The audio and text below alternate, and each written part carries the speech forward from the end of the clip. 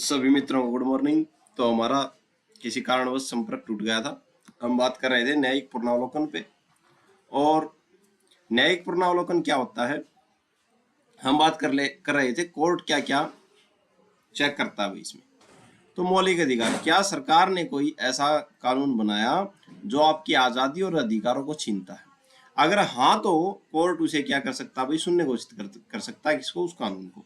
ठीक है। कानूनी प्रक्रिया, क्या सरकार ने किसी व्यक्ति को जेल भेजने या उसकी संपत्ति लेने के लिए कानूनी प्रक्रिया अपनाई है? ठीक है भाई। अधिकार क्षेत्र, क्या सरकार ने अपनी लिमिट से बाहर जाकर काम किया है? तो ये चेक करता है कौन? न्यायालय चेक करता है। ठीक है। क्यों जरूरी है भाई प्रशासन पर लगाम लगाना? भाई टाटा सेलुलर केस में कोर्ट ने कहा था कि अगर मकसद सरकार को अपनी सीमा के अंदर काम करने के लिए मजबूर करना है ताकि अधिकारी अपनी मनमानी न कर सकें भाई। ठीक है, आगे बात करते हैं भाई। कोर्ट कब दखल देता है भाई न्यायिक पुनरावलोकन में? अदालत हर छोटे काम में टांग नहीं अड़ाती भाई। रंजन सिंह केस के अनुसार कोर्ट केवल तब हस्तक्षेप करता है जब सरकार का फैसला मनमाना हो, तर्कहीन हो, जो जिसका कोई लॉजिक ही न हो, दुर्भावनापूर्वक हो, गलत इरादे से किया गया हो, तब कोर्ट क्या करती है, इसमें अपना इंटरफेयर करती है भाई। न्यायिक पुनरावलोकन वह फिल्टर है जिससे गुजरने के बाद कोई भी सरकारी आदेश या कानून पूरी तरह से वैध माना जाता है भाई। अगर फिल्टर में अशुद्धि यानी कि संविधान का उल्लंघन पाई गई तो कोर्ट उसे बाहर फेंक देता है भाई। अब हमारे पास अगला जो बात आती है वो है बंदी प्रत्यक्षीकरण की। ये एक रीट है बंदी प्रत्यक्षीकरण, जिसका मतलब क्या है? शरीर प्रस्तुत करो। बंदी प्रत्यक्षीकरण का मतलब है कि शरीर क्या करो? प्रस्तुत करो। ठीक है। बंदी को, जिसने बंद किया बंदी को क्या करो? प्रत्यक्षीकरण प्रस्तुत करो। ठीक है। तो ये एक रीट है बंदी प्रत्यक्षीकरण। क्या है ये आपको सीधे पेपर में मिल सकता है भाई। यह आम आदमी के लिए सबसे कानूनी ढाल है भाई, सबसे बड़ी कानूनी ढाल है। अगर पुलिस या कोई भी व्यक्ति किसी को गलत तरीके से कैद कर लेता है तो यह रीट उसे आजादी दिलाने का काम करती है। ठीक है। इसका असली मतलब क्या है? इसका लैटिन भाषा में जो है, लैटिन भाषा में मतलब है हमारे सामने शरीर पेश करो भाई। ठीक है। You may have the body भाई। ठीक है, हमारे सामने क्या पेश करो? शरीर पेश करो। जब किसी परिवार वाले या दोस्त कोर्ट जाते हैं तो कोर्ट आदेश देता है कि जिस व्यक्ति को तुमने बंद किया है उसे कोर्ट के सामने हाजिर करो। ठीक है, यही है बंदी प्रत्यक्षीकरण। ठीक है। कोर्ट इसमें क्या देखता है? कोर्ट क्या देखेगा इसमें? जब बंद किए गए व्यक्ति को जज के सामने लाया जाता है तो जज तीन चीजें देखता है। क्या? हाजिरी। पहले तो यह सुनिश्चित करता है कि इंसान जिंदा है या सुरक्षित है, जिंदा और सुरक्षित है। ठीक है। फिर कारण पूछता है, पुलिस या कैद करने वाले से पूछता है कि किस कानून के तहत इसे बंद किया गया भाई। फिर फैसला, अगर जज को लगता है कि गिरफ्तारी का कोई ठोस कानूनी आधार नहीं है तो वह तुरंत उसे रिहा करने का आदेश देता है। ठीक है। बात नंबर 3, यह कब जारी की जाती है भाई बंदी प्रत्यक्षीकरण? अगर पुलिस ने 24 घंटे से ज्यादा समय तक बिना कोर्ट को बताए किसी को लॉकअप में रखा है, ठीक है, तो बंदी प्रत्यक्षीकरण जारी की जाती है। अगर किसी को बिना किसी जुर्म या गलत तरीके से जेल में डाल दिया गया है तो बंदी प्रत्यक्षीकरण जारी की जाती है। यहां तक कि अगर किसी प्राइवेट व्यक्ति ने भी किसी को बंधक बना रखा है तब भी यह रीट जारी हो सकती है। ठीक है। जरूरी बातें, मिसिंग पर्सन, लापता व्यक्ति जैसा कि आपने उत्तर में पढ़ा, गियासुद्दीन अंसारी केस 2025 में कहा गया कि अगर कोई व्यक्ति गायब है, पता ही नहीं कहां, तो यह रीट काम नहीं करेगी। यह केवल तब काम करती है जब पता हो कि उसे किसने कैद कर रखा है। ठीक है। मुख्य उद्देश्य क्या है इसका? मुख्य उद्देश्य इस बंदी प्रत्यक्षीकरण का है नैनावग बुज्जी केस 2024 के अनुसार भाई, इसका इकलौता मकसद इंसान की आजादी को वापस दिलाना है भाई। निष्कर्ष की बात करें तो बंदी प्रत्यक्षीकरण पुलिस की मनमानी के खिलाफ एक इमरजेंसी ब्रेक है। यह कहता है कि किसी भी इंसान की आजादी कानून के बिना नहीं छीनी जा सकती भाई। ठीक है। अगला प्रश्न क्या है उसके बारे में हम चर्चा करते हैं। परम आदेश, यानी कि हम आदेश देते हैं, परम आदेश रीट को समझाइए भाई। तो इसका मतलब है ड्यूटी याद दिलाना भाई। ठीक है। इसका शाब्दिक अर्थ है हम आदेश देते हैं।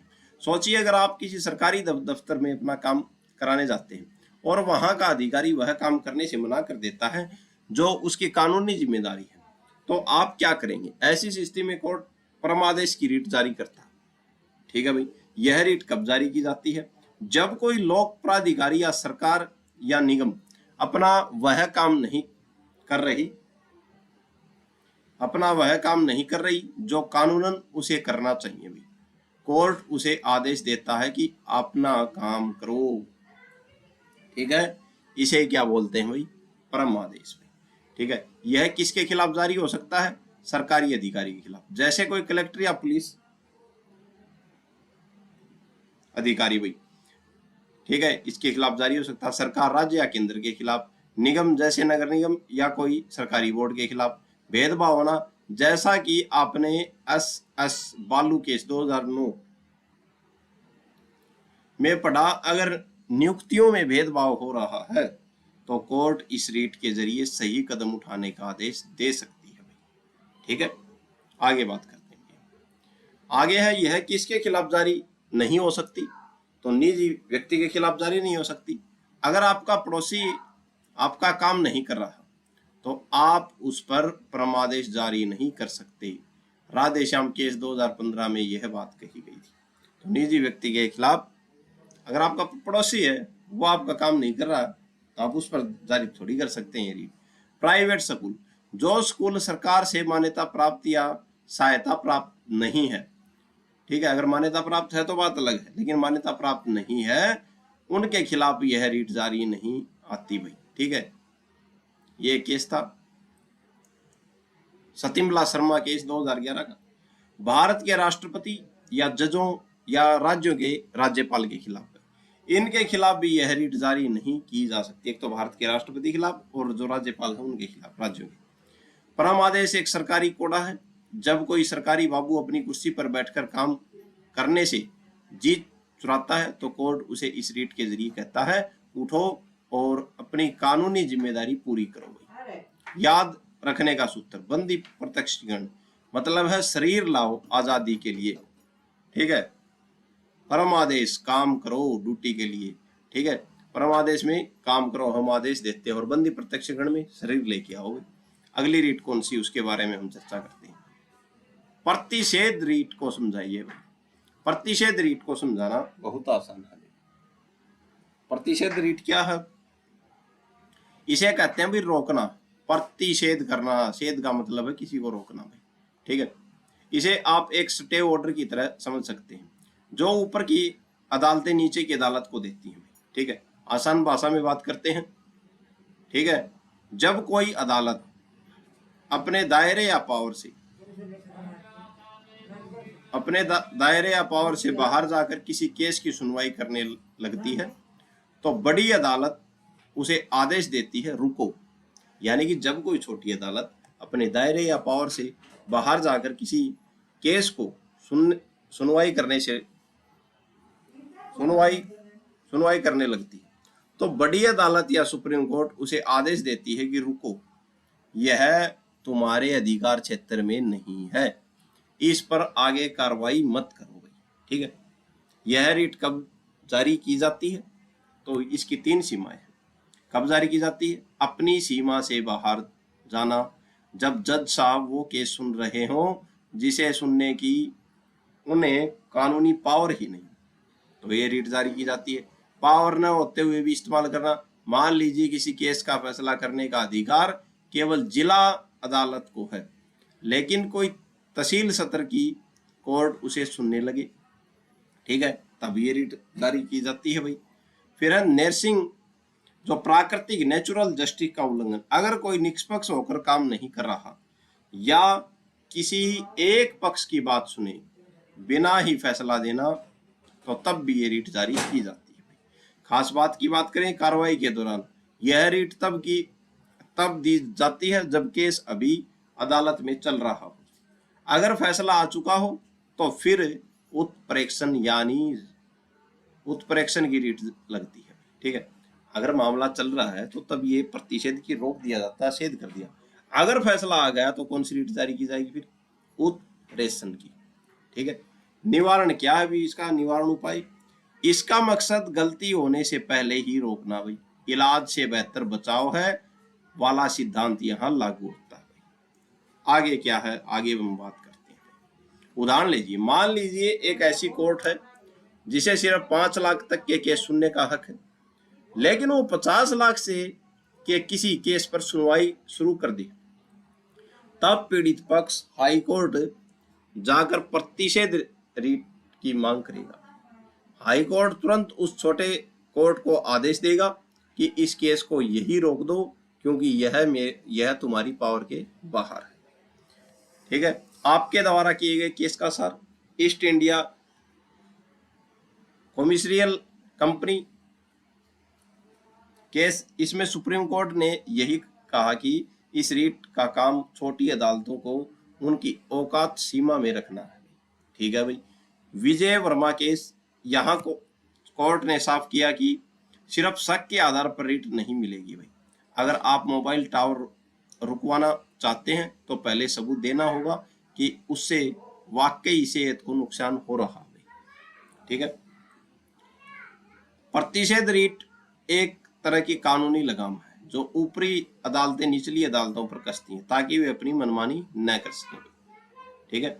आगे प्रतिषेध तथा उत्प्रेक्षण रीट में क्या अंतर है? प्रतिषेध हमने रीट देख ली, अब बात करते हैं हम उत्प्रेक्षण। प्रतिषेध का मतलब है रोक देना ताकि एक्सीडेंट न हो।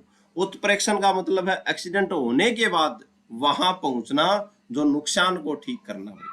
ठीक है। रोकना बनाम सुधारने का अंतर भाई। प्रतिषेध रीट क्या है? यह एक निवारण उपाय है भाई। ठीक है। इसका मकसद है गलती को होने से पहले ही रोक देना। लेकिन उत्प्रेक्षण का मतलब क्या है? यह एक सुधारात्मक उपाय है। इसका मतलब है कि गलती हो गई है। ठीक है। क्या है? इसका मतलब है कि गलती हो चुकी है, फैसला आ चुका है, अब उसे सुधारने या रद्द करना है। ठीक है। यही क्या है? उत्प्रेक्षण है। समय का अंतर क्या है भाई अब इसमें? ठीक है। प्रतिषेध में समय का अंतर क्या है? यह तब जारी होती है जब केस अभी निचली अदालत में चल रहा हो।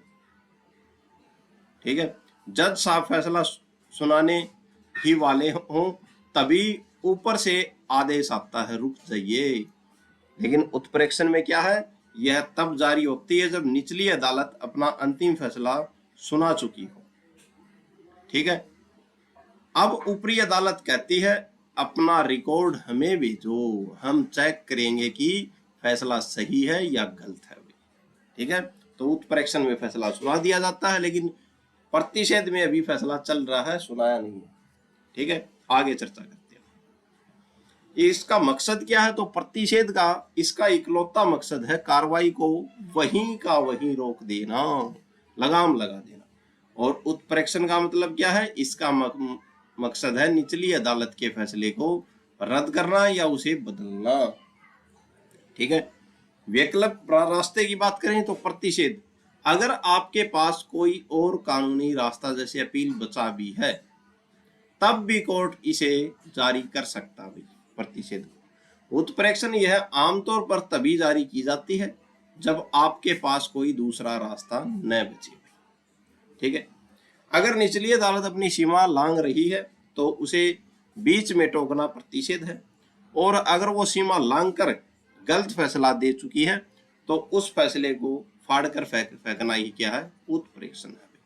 आगे बात करते हैं उत्प्रेक्षण तथा परम आदेश में क्या अंतर है? तो दोनों हमने देख लिए। उत्प्रेक्षण क्या है? उत्प्रेक्षण फैसला होने के बाद जो रीट जारी की जाती है वो उत्प्रेक्षण है। और परम आदेश क्या है? कि हम आपको आदेश देते हैं। ठीक है। सरकारी विभागों, निगमों या सरकार के खिलाफ होता है। ठीक है।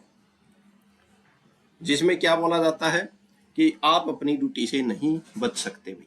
ठीक है। उत्प्रेक्षण यह सिर्फ अदालतों या उन संस्थाओं के खिलाफ आती है जो न्याय करने का काम करती है भाई, जैसे ट्रिब्यूनल भाई, जज या न्यायिक बोर्ड। परम आदेश किसके खिलाफ आती है? यह सरकारी अधिकारी, विभाग, निगम या सरकार के खिलाफ जारी होती है। पुलिस, कलेक्टर, नगर निगम के खिलाफ भाई। क्यों जारी की जाती है उत्प्रेक्षण? इसका काम है गलत फैसले को सुधारना या रद्द करना। परम आदेश का मतलब क्या है? हम आदेश देते हैं। ठीक है। जब कोई सरकारी अधिकारी अपना कानूनी काम करने से मना कर रहा हो तब ये जारी की जाती है भाई परमादेश। ठीक है, आगे बात करते हैं, इनमें दोनों में अंतर समझिए। उत्प्रेक्षण का उदाहरण, मान लीजिए एक कोर्ट ने कानून के खिलाफ जाकर क्या कर दिया, आपकी जमीन किसी और के नाम कर दी। अब आप हाई कोर्ट जाएंगे ताकि उस गलत फैसले को रद्द करवाया जा सके, यहाँ उत्प्रेक्षण लगेगा। परमादेश का उदाहरण, मान लीजिए आप पासपोर्ट ऑफिस गए, आपके सारे कागज सही हैं, फिर भी अफसर आपका पासपोर्ट नहीं बना रहा और बिना वजह चक्कर कटवा रहा है, तब आप कोर्ट जाएंगे। ठीक है, ताकि कोर्ट उस अफसर को काम करने का आदेश दे सके, इसे बोलते हैं परमादेश में। ठीक है, उत्प्रेक्षण गलत, फैसला गलत, इसे हटाओ। परम आदेश, तुम अपना काम क्यों कर रहे हो, अपना काम करोगे। ठीक है, अधिकार पर्चा, अधिकार पर्चा रीट है भाई, इसको बोलते हैं किस हैसियत से आप इस पद पर बैठे हैं। ठीक है, जब कोई व्यक्ति किसी ऐसी सरकारी कुर्सी पद पर बैठ जाए जिस पर बैठने का उसके पास कानूनी हक नहीं है, तब कोर्ट उससे सवाल पूछता है कि आप क्यों बैठे हैं इस कुर्सी पर, किस हक से बैठते हैं। मान लीजिए कोई व्यक्ति बिना परीक्षा पास किए या बिना चुनाव जीते जबरदस्ती किसी सरकारी दफ्तर में आकर दफ्तर में अफसर बनकर बैठ जाए, तब कोर्ट उससे पूछेगा, भाई तुम इस कुर्सी पर किस हक से बैठे हो। ठीक है, अपना अपॉइंटमेंट लेटर या सबूत दिखाओ। अगर वह सबूत नहीं दे पाता तो उसे तुरंत वहां से हटा दिया जाता है। ठीक है, इसको बोलते हैं अधिकार पर्चा, किस अधिकार से बैठे हैं आप यहाँ पे। ठीक है, फिर यह रीट कब जारी की जाती है, पद सरकारी होना चाहिए भाई, तब जारी की जाती है। यह रीट सिर्फ सरकारी नौकरी में पदों के लिए जारी की जाती है। आप किसी प्राइवेट कंपनी के मैनेजर से यह नहीं पूछ सकते कि वह उस पद पर क्यों बैठा है। बिना हक के कब्जा, व्यक्ति ने उस पद को गलत तरीके से, झूठ बोलकर या बिना योग्यता से हासिल किया हो गई, तभी ये जारी की जाती है। आपके द्वारा दिए गए उदाहरण, सरपंच प्रधान का चुनाव हुई, अगर कोई व्यक्ति चुनाव लड़ने के योग्य ही नहीं था, मान लीजिए उसकी उम्र कम थी या उसने कागज गलत दिए और वह प्रधान बन गया, तो अधिकार पर्चा रीट के जरिए उसकी कुर्सी छीनी जा सकती है और पद को खाली घोषित किया जा सकता है। हरपाल सिंह बनाम राजस्थान, इस केस में भी कोर्ट ने यही कहा कि अगर पद पर बैठने वाला व्यक्ति कानूनी रूप से सही नहीं है तो उसे हटाया जाएगा भाई। ठीक है, आगे बात करते हैं, इसे एक फिल्मी उदाहरण से समझिए। मान लीजिए एक आदमी पुलिस की वर्दी पहनकर थाने में बैठ जाए और चालान काटने लगे, जबकि वह असल में पुलिस में ही नहीं है। यहाँ कोई अधिकार पर्चा रीट जारी करके उसे पूछेगा कि तुम किस अधिकार से पुलिस अफसर बने बैठे हो। जवाब न मिलने पर उसे हटा दिया जाएगा। यह कुर्सी के गलत इस्तेमाल को रोकने के लिए जारी की जाती है भाई। इसका मकसद यह पक्का करना है कि सरकारी पद पर सिर्फ सही और योग्य लोग बैठे। यह किसी भी आम नागरिक द्वारा कोर्ट में मांगी जा सकती है, इसके लिए पीड़ित होना जरूरी नहीं है। ठीक है, तो यह है अधिकार पर्चा। आगे एक और जबरदस्त प्रश्न आता है हमारे पास, अम्बुश्डमैन।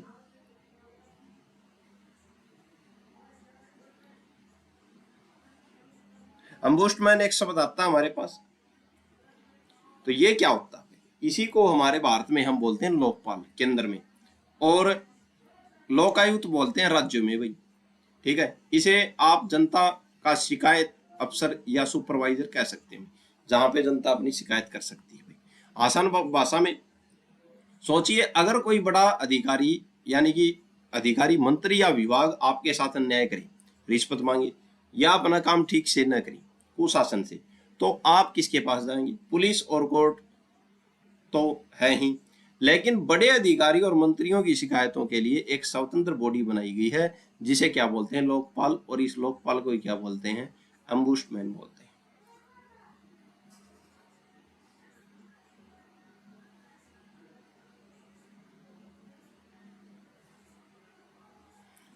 ठीक है, तो क्या है, लोकपाल है। ठीक है, अगर कोई विभाग का अधिकारी या रिश्वत मांगता है, आपको परेशान करता है, कोई मंत्री या कुशासन करता है, तो आप क्या है, अपनी शिकायत लेके एक स्वतंत्र बॉडी बनाई गई है जिसको क्या बोलते हैं, लोकपाल, उसके पास जा सकते हैं। इसका मुख्य काम क्या है, सरकारी सिस्टम की गंदगी को साफ करना और आम आदमी की सुनवाई करना। लोकपाल की तीन बड़ी बातें क्या है, पूरी तरह स्वतंत्र है भाई। यह किसी मंत्री प्रधानमंत्री के नीचे काम नहीं करता, यह एक स्वतंत्र बॉडी है, ताकि यह बिना डरे किसी भी बड़े अधिकारी की जांच कर सके। शिकायतों की जांच, अगर प्रशासन की वजह से आपके साथ कोई अन्याय हुआ है तो आप लोकपाल को शिकायत दे सकते हैं, वह इस मामले की गहराई से छानबीन करेगा भाई। संसद की रिपोर्ट देना भाई, संसद को रिपोर्ट देना। लोकपाल अपनी जांच के बाद अपनी रिपोर्ट संसद यानी कि विधायिका को भेजता है, ताकि दोषी अधिकारियों पर कार्रवाई की जा सके भाई। प्रोफेसर गार्नर की परिभाषा क्या है इनके बारे में, ठीक है। गार्नर ने कहा कि लोकपाल संसद का वह सिपाही है जो आम जनता के चारों ओर एक सुरक्षा कवच की तरह खड़ा रहता है, ताकि सरकारी अधिकारी अपनी पावर का गलत फायदा उठाकर जनता को परेशान न करें भाई। ये बात गार्नर साहब ने कही थी। आगे क्या बोलते हैं, इसे एक उदाहरण से समझते हैं। मान लीजिए सरकार ने किसी काम के लिए पैसे जारी किए, लेकिन अफसरों ने मिलकर वह पैसा खा लिया और काम नहीं किया। एक आम आदमी लोकपाल के पास जाकर इसकी शिकायत कर सकता है। लोकपाल उस फाइल को मंगवाएंगे, जांच करेंगे और दूध का दूध पानी कर देंगे। लोकपाल के फायदे क्या, भ्रष्टाचार पर लगाम लगाना, आम आदमी की ताकत है, ये शिकायत सुनता है, पारदर्शिता जो है वैसा फैसला करता है ईमानदारी से भी। आगे बात करते हैं, अगला प्रश्न है लोकपाल की स्थापना कैसे होगी भाई, ठीक है। लोकपाल की बनावट को समझना बहुत आसान है। इसे आप एक हाई लेवल टीम की तरह देखिए, जिसमें क्या होते हैं 9 लोग होते हैं भाई। तो लोकपाल में कितने लोग होते हैं, 9 लोग होते हैं।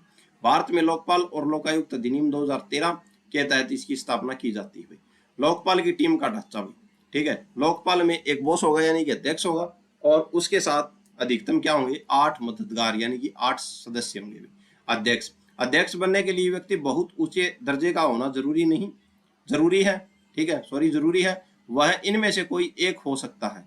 किनमें से एक हो सकता है, भारत का मुख्य न्यायाधीश है या रहा हो, सुप्रीम कोर्ट का जज है या रहा हो, ठीक है, या फिर कोई ऐसा नामचीन व्यक्ति जिसे कानून, प्रशासन या भ्रष्टाचार रोकने का 25 साल का क्या हो अनुभव हो, और जिसकी ईमानदारी पर कोई शक न हो, ठीक है, और पार्टीबाजी से इसका दूर दूर तक नाता न हो, ठीक है। अब सदस्यों की बात करें, सदस्यों की क्या योग्यता होगी, 8 लोग होंगे। इन 8 सदस्यों को 2 हिस्सों में बांटा गया है। न्यायिक सदस्य यानी कि 50% होंगे, 4 लोग होंगे। ये वो लोग होंगे जो कानून के एक्सपर्ट होंगे, जैसे सुप्रीम कोर्ट के जज या हाई कोर्ट के मुख्य न्यायाधीश, चीफ जस्टिस रहे हो भाई, ठीक है, या तो हो वो जज, ठीक है, सुप्रीम कोर्ट के जज या हाई कोर्ट के मुख्य न्यायाधीश रहे होंगे, ठीक है, जज हो या रहे हो, ठीक है भाई। तो न्यायिक सदस्य 4 वो होंगे, या तो सुप्रीम कोर्ट के जज या हाई कोर्ट के मुख्य न्यायाधीश रहे हो, चीफ जस्टिस हो। गैर न्यायिक सदस्य कौन होंगे, 4 लोग हो। ये वो लोग होंगे जिन्हें प्रशासन, फाइनेंस या मैनेजमेंट का 25 साल का अनुभव हो, जो बेहतर ईमानदार हो, ठीक है, ये सदस्य होंगे। आगे बात करते हैं खास आरक्षण भाई।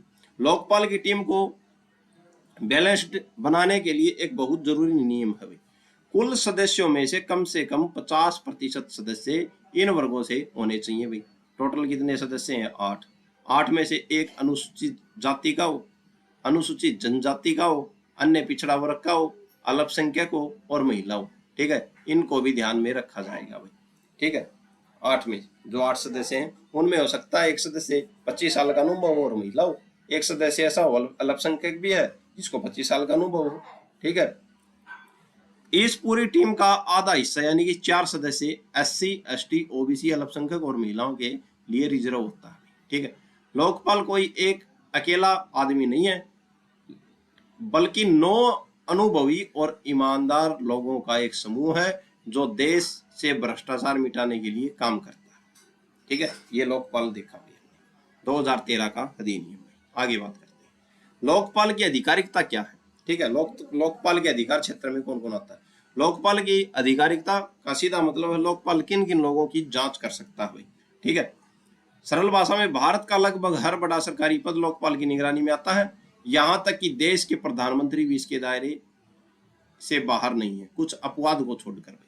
लोकपाल किसके खिलाफ जांच कर सकता है, प्रधानमंत्री के खिलाफ, केंद्रीय मंत्रियों के खिलाफ, संसद सदस्यों के खिलाफ जो लोकसभा और राज्यसभा, सरकारी अफसर जितने भी होते हैं उनके खिलाफ, सरकारी कर्मचारी जितने भी होते हैं COD और भी, बोर्ड ऑफ और कॉरपोरेशन के खिलाफ, ठीक है, सरकार द्वारा बनाए गए जितने निगम और अथॉरिटी हैं उनके अध्यक्ष और सदस्यों के खिलाफ, सरकारी मदद करने वाली संस्थाओं के खिलाफ, ठीक है, एनजीओ और सोसाइटी, विदेशी चंदा लेने वाली संस्थाओं के खिलाफ, ठीक है, 10 लाख से ज्यादा लेते हैं उनके अधिकारी भी लोकपाल की रडार पर होते हैं भाई, ठीक है, तो इनके खिलाफ की शिकायत लोकपाल सुनता है। आगे बात करते हैं, ठीक है, इसे और भी आसान तरीके से याद रखें, ऊपर से नीचे तक पीएम और मंत्रियों से लेकर जो चपरासी तक सब की जांच कर सकता है। सरकार का पैसा जहां लोकपाल वहां, अगर किसी संस्था में जनता का पैसा या सरकारी फंड लगा है तो लोकपाल वहां जांच कर सकता है। भ्रष्टाचार पर लगाम, इसका मुख्य उद्देश्य यह है कि कोई भी व्यक्ति चाहे कितना ही शक्तिशाली क्यों न हो, कानून से ऊपर नहीं है। लोकपाल की लाठी बहुत लंबी है, यह केंद्र सरकार के लगभग हर छोटे बड़े पहिए की जांच करने की पावर रखती है, ठीक है। आगे है लोकायुक्त से आप क्या समझते हैं, लोकपाल केंद्र में होता तो लोकायुक्त राज्य में होता है, ठीक है। लोकायुक्त को समझना बहुत आसान है, जैसे देश के स्तर पर लोकपाल, ठीक वैसे ही राज्य स्तर पर क्या होता है भाई, लोकायुक्त होता है, ठीक है। भ्रष्टाचार निरोधक बॉडी कह सकते हैं भाई इसको, ठीक है। लोकायुक्त क्या है, यह एक स्वतंत्र संस्था है जो राज्य के मंत्रियों और सरकारी अफसरों के खिलाफ भ्रष्टाचार की शिकायतों की जांच करती है। उत्तर प्रदेश, राजस्थान, मध्य प्रदेश जैसे कई राज्यों में यह पहले से काम कर रहे हैं। नियुक्ति की बात करते हैं, इनकी नियुक्ति कौन करता है भाई, लोकायुक्त की नियुक्ति राज्यपाल करते हैं, लेकिन वे अपनी मर्जी से किसी को भी नहीं चुन सकते, उन्हें 2 लोगों से सलाह लेनी पड़ती, किससे, एक तो हाई कोर्ट के मुख्य न्यायाधीश से और विधानसभा के विपक्ष के नेता से। एक तो विधानसभा के विपक्ष के नेता से सलाह लेंगे और एक मुख्य न्यायाधीश से जो हाई कोर्ट का, उनसे सलाह लेंगे, किसको करेंगे, नियुक्त करेंगे लोकायुक्त को, ठीक है। योग्यता कौन बन सकता है भाई लोकायुक्त, जज का अनुभव हो, ठीक है, वह व्यक्ति या तो सुप्रीम कोर्ट का जज रहा हो या हाई कोर्ट का जज रहा हो या चीफ जस्टिस रहा हो, वो बन सकता है लोकायुक्त। राजनीति से दूर हो गई, एमएलए एमपी इनसे दूर हो गई, पार्टीबाजी से। कोई बिजनेसमैन या नौकरी नहीं हो, वह किसी भी फायदे वाले पद पर न हो, न ही कोई बिजनेस करता हो। अगर कोई व्यक्ति पहले से राजनीति या बिजनेस में है तो उसे लोकायुक्त बनते ही वो सेवा छोड़ना होगा, ठीक है। कार्यालय और कार्यकाल की बात करें और हटाने की बात करें, आमतौर पर 5 साल होता है इनका कार्यकाल। इस्तीफा वे जब चाहे राज्यपाल को अपना इस्तीफा दे सकते हैं। पद से हटाना, अगर लोकायुक्त खुद कोई गलत काम करता है या काम करने के लायक न है, ठीक है, तो जांच के बाद राज्यपाल उसे हटा सकता है, ठीक है। लोकायुक्त राज्य का वह चौकीदार है जो यह देखता है कि राज्य के मंत्री और अधिकारी अपनी पावर का गलत फायदा न उठाएं। अगर वे ऐसा करते हैं तो लोकायुक्त उनकी क्लास लगा सकता है। आगे बात करते हैं लोकायुक्त के क्षेत्राधिकार की बात करें तो कहां तक इनका क्षेत्राधिकार होता है, विजिलेंस हेड माना जाता है इसको सरकार का, राज्य सरकार का। तो कौन कौन इसके दायरे में आते हैं, एक तो मंत्री राज्य सरकार के, एक सचिव आईएएस अधिकारी जो विभाग के हेड होते हैं, लोक सेवक, ठीक है, राज्य सरकार के अन्य सरकारी कर्मचारी।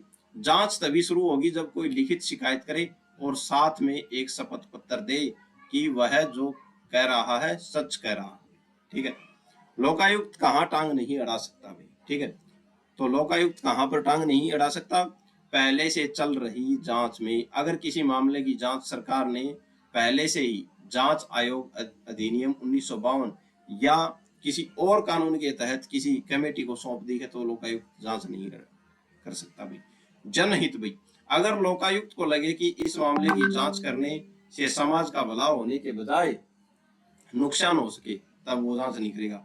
समय की सीमा, अगर मामला बहुत पुराना हो, लगभग 5 साल से पुराना मामला है तो शिकायत लोकायुक्त की जांच नहीं करेगा भाई लोकायुक्त। विवेक का इस्तेमाल, अगर किसी अधिकारी ने सरकार के दायरे में रहकर अपनी सोच समझ से कोई फैसला लिया तो सिर्फ इसलिए उसकी जांच नहीं होगी कि किसी को वह फैसला पसंद नहीं आया, तो इसलिए भी ये जांच नहीं कर सकेगा भाई, ठीक है। आगे बात करते हैं शिकायत कैसी होनी चाहिए। लोकायुक्त उन शिकायतों को प्राथमिकता देता है जिन्हें सामान्य अदालतों में ले जाना मुश्किल हो या जो सीधे तौर पर भ्रष्टाचार और पद के दुरुपयोग से जुड़ी हो।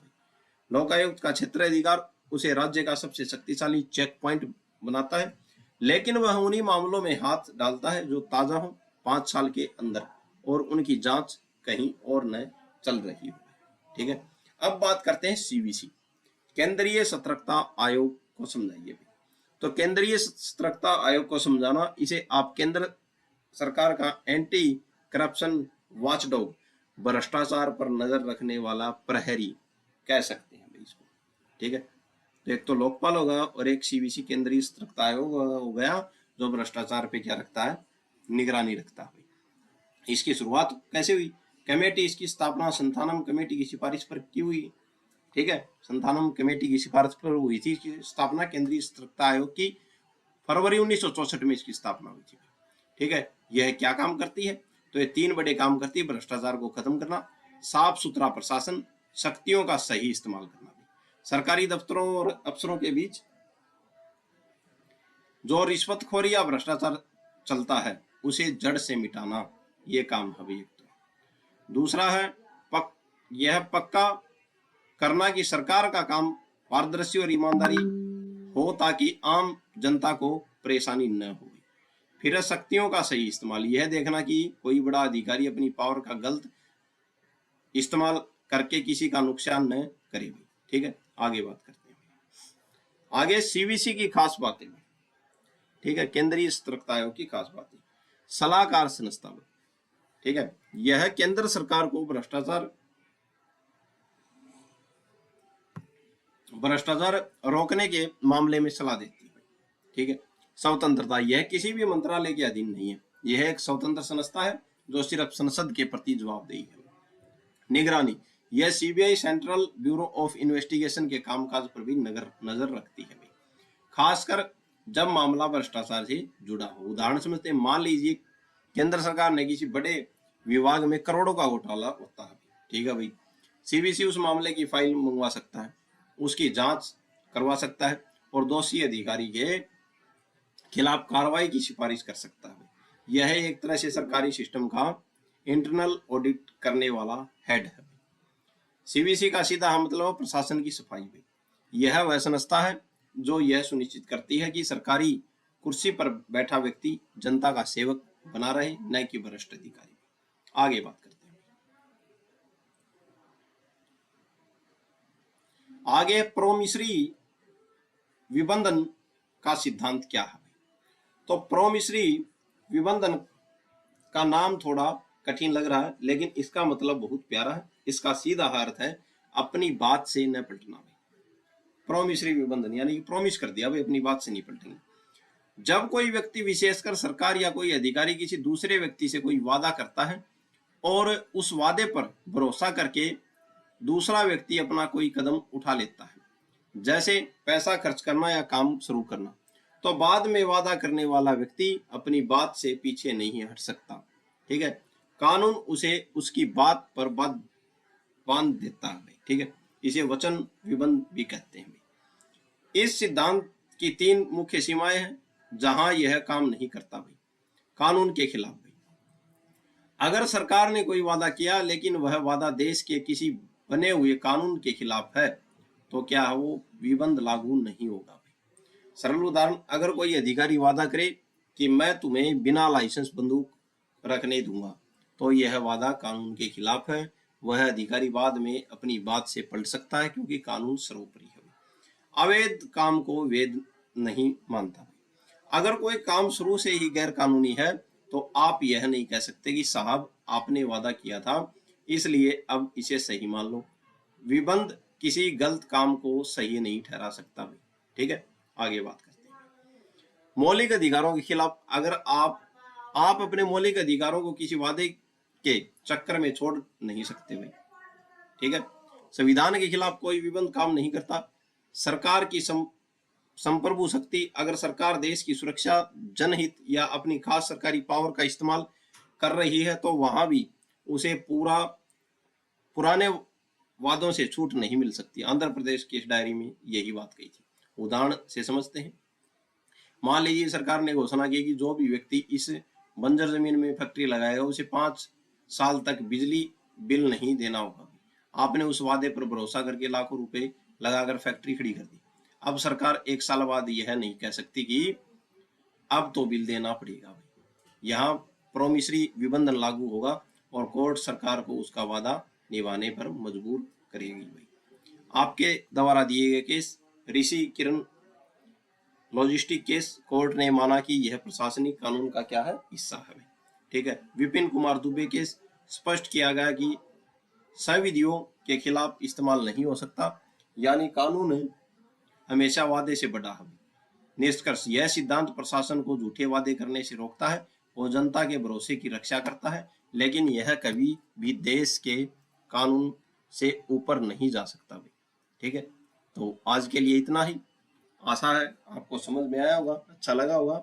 चैनल को ज़्यादा से ज़्यादा शेयर करें और आपको ये सब कल के एग्जाम में देखने को मिलेंगे। धन्यवाद।